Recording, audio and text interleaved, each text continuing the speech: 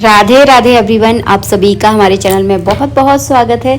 मार्गशीर्ष का महीना यानी अगन का महीना चल रहा है, तो इस समय जो है ना भगवान विष्णु की पूजा किस प्रकार की जाती है। अगन का महीना भगवान विष्णु की पूजा के लिए बहुत अच्छा माना जाता है। कहते हैं अगर इस महीने में भगवान विष्णु की अगर आप आराधना करते हैं, कोई मंत्र का जाप करते हैं, तो वो बहुत जल्दी जो है ना फलित हो जाता है। तो मैं किस तरह से पूजा करती हूँ इस वीडियो में आप लोगों के साथ यही शेयर करने वाली हूँ।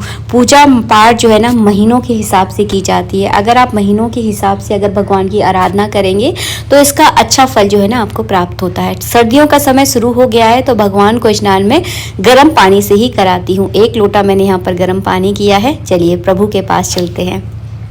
ये है मेरा छोटा सा मंदिर जिसमें छोटा सा परिवार है। यहाँ पर भगवान विष्णु की आराधना हम लोग करते हैं, तो भगवान विष्णु की ही कई रूप आपको हमारे मंदिर में जो है ना देखने के लिए यहाँ पर मिलेंगे। विष्णु लक्ष्मी जी की प्रतिमा है, राधा कृष्ण की प्रतिमा मेरे पास है, छोटे से लड्डू गोपाल भी हैं, भगवान शालिग्राम भी हैं। तो ये सभी जो है ना भगवान विष्णु के ही रूप हैं।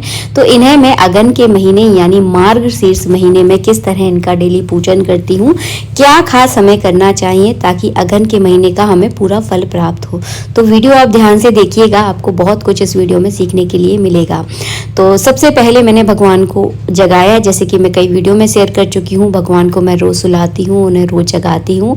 क्या उनका रूटीन रहता है इसके बारे में वीडियो सब कुछ शेयर कर चुकी हूँ, तो आज शेयर नहीं करूँगी।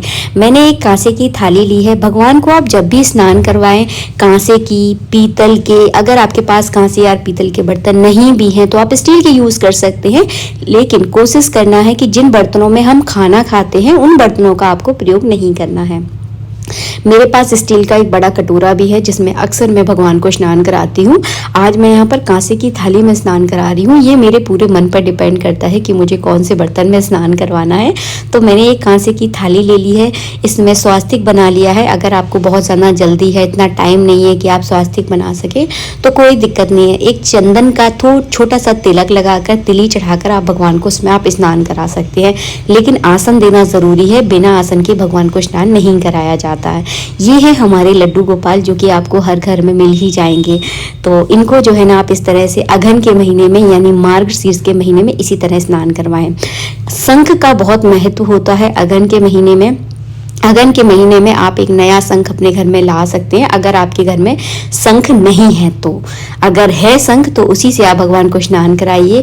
और एक बात का ध्यान रखिए, एक से ज़्यादा शंख अपने घर में नहीं रखे जाते।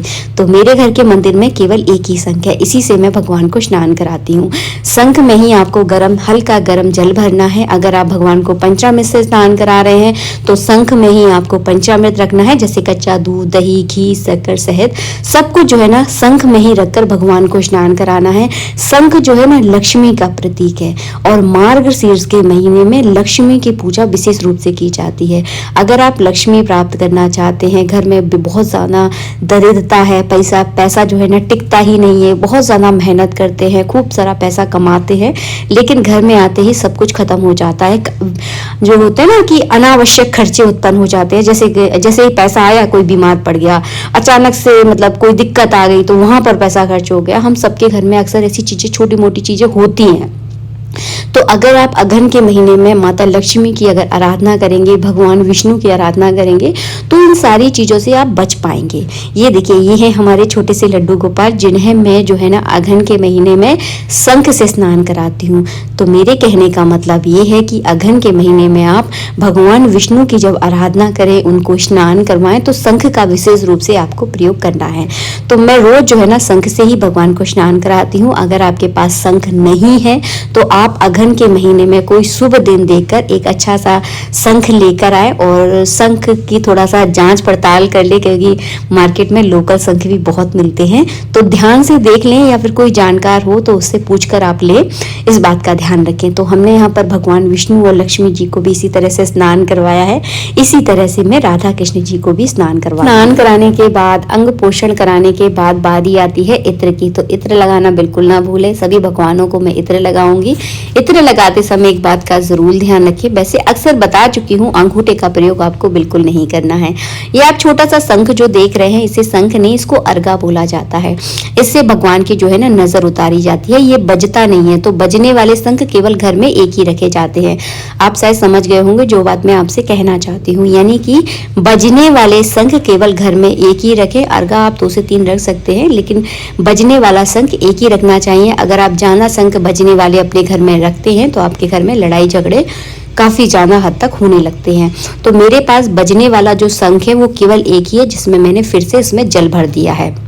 शंख में भूल कर भी कभी आपको चावल नहीं भरना है, क्योंकि शंख और चावल की दुश्मनी मानी जाती है। तो शंख में आपको चावल नहीं भरना है। शंख में हमेशा जल भरकर रखें। शंख को डायरेक्ट कभी जमीन पर नहीं रखा जाता, क्योंकि शंख जो है ना लक्ष्मी का प्रतीक होता है। अगर आप नया शंख लेने वाले हैं तो इस बात का ध्यान रखें, दक्षिणावर्ती शंख लें, जो कि बहुत अच्छा माना जाता है। अगर लेने वाले हैं तो दक्षिणावर्ती शंख ही लें, आप बहुत सही माना जाता है। हमारा बायां है, तो ये हमें किसी ने दिया था गिफ्ट में, तो फिर हमें खरीदने की जरूरत पड़ी नहीं, तो फिर हमने नहीं लिया। जो है जिसकी ही हम पूजा कर रहे हैं। और एक बात का ध्यान रखिए, ये मैं अपने एक्सपीरियंस से कह रही हूँ, ऐसा नहीं है कि आपने किसी ने कहा कि हाँ दक्षिणावर्ती शंख बहुत अच्छा होता है तो बायां भी रख लिया, दक्षिणावर्ती भी रख लिया। ऐसा नहीं है, जो आपके पास है ना उसी से आप पूजा कीजिए। ज्यादा ताम झाम के चक्कर में मत पड़िए। अगर नहीं है तो मैं बोल रही हूँ कि दक्षिणावर्ती शंख आप लेकर आना है। अगर आपके पास पहले से शंख है तो उसी का आप प्रयोग करें, उसी से आप भगवान को स्नान करवाएं। लास्ट में करती हूँ मैं आरती।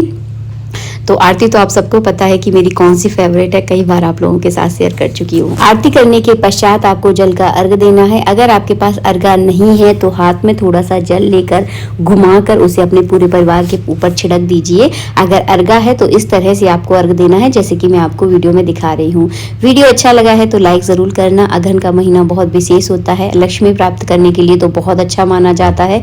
मार्गशीर्ष का महीना भी इसे कहते हैं। मिलेंगे आप सबसे नेक्स्ट वीडियो में। वीडियो पसंद आया है तो प्लीज वीडियो को लाइक जरूर कीजिएगा।